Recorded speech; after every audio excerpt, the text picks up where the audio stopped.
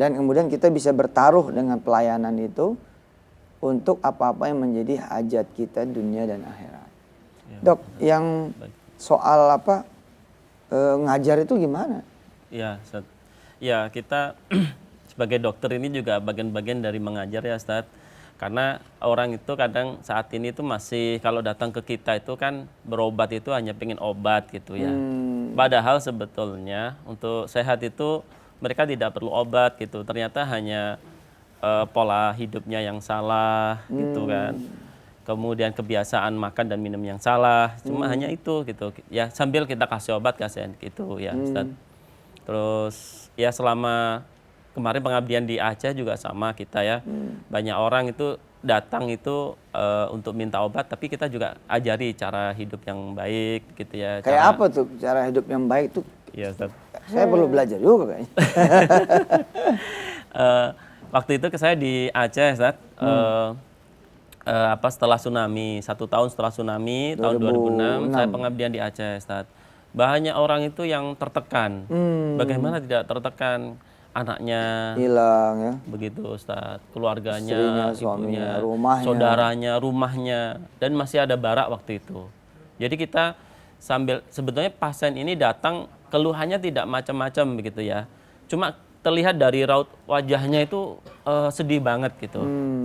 Nah, disitulah sedikit-sedikit menghibur sebetulnya. Niatan kita jadi menghibur kayak Allah. konselingan ya. Konselingan, Ustaz. Iya. Ya, menghibur, konselingan begitu. Tapi ya dengan baca-baca buku yang pernah saya baca ya kita motivasi mereka untuk bertawakal kepada Allah dan sebagainya seperti itu, Ustaz. Baik. Ya, pemirsa, sedikit preview dari segmen 1 tadi. Jadi bintang tamu kita kali ini tuh seorang dokter. Yang dimana istrinya juga dokter. Habis itu dinyatakan nggak bisa punya anak. Iya. Ya sedihnya kan kebayang kayak apa ya. Secara ilmu tahu dua-duanya bahwa iya udah. Ya nggak bisa gitu. Sampai akhirnya baca buku tentang sedekah. Lalu mencoba untuk mengamalkan sedekah itu.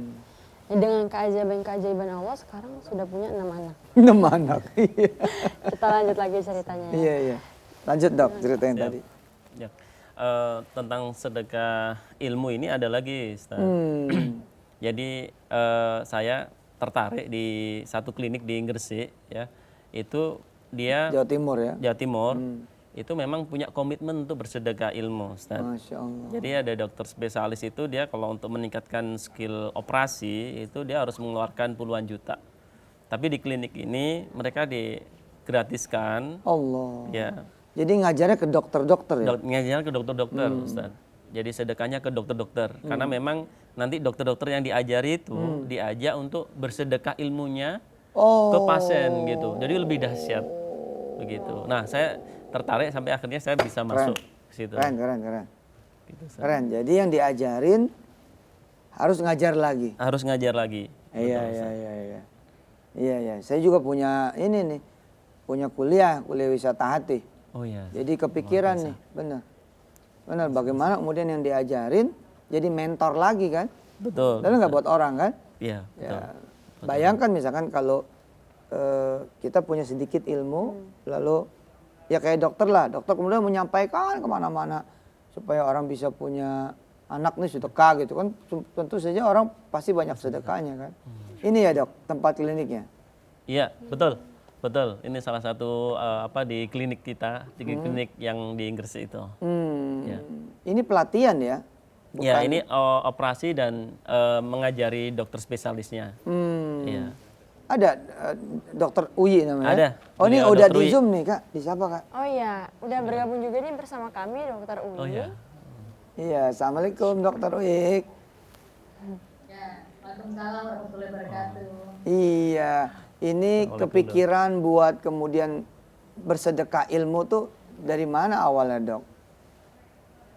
Bermula dari ketika saya setelah selesai spesialis mata, saya merasakan ketika harus belajar lagi untuk salah satu teknik operasi, saya merasa kesulitan mencari guru yang dekat. Karena belajarnya di luar negeri. Oh di luar negeri? Ya, sementara keberatannya karena saya sudah punya 5 anak, jadi saya mau jauh-jauh. Udah 5 ya. Terus? nggak mau jauh dari anak, akhirnya saya mencari guru yang bisa ngajarin di klinik saya, Ustadz. Allah. Ketemulah salah satu guru, kemudian ngajarin saya dengan ada dua orang teman. Nah, setelah itu saya berkomitmen bahwa klinik saya ini harus bermanfaat untuk siapapun.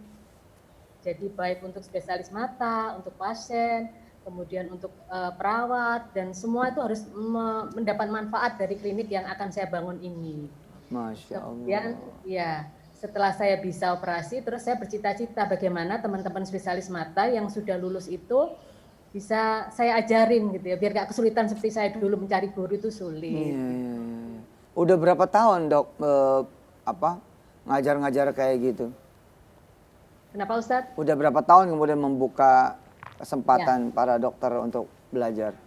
Saya mendirikan klinik itu tahun 2010. 8 tahun, 10 tahun ya?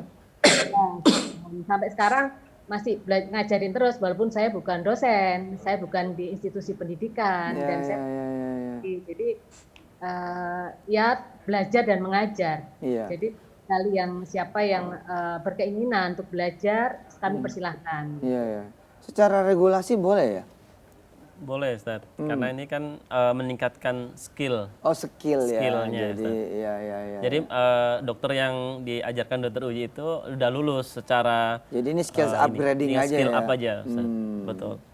Karena dokter mata ini kan dokter skill, dokter operasi, Ustaz. Iya, betul, betul, betul. Makasih loh dok. Ya, di sini juga ada Mbak Dewi Ismayanti dari Bandung. Kemudian ada Uti Khairin dari Semarang. Mbak Dewi yang mana Mbak Dewi? Oke, Mbak Dewi ada yang mau diceritakan nggak? Ada pengalaman sedekah apa atau Mbak Uti silakan. Iya Mangga. Ini Pak Ustadz, izin tanya Pak Ustadz. Mm-mm.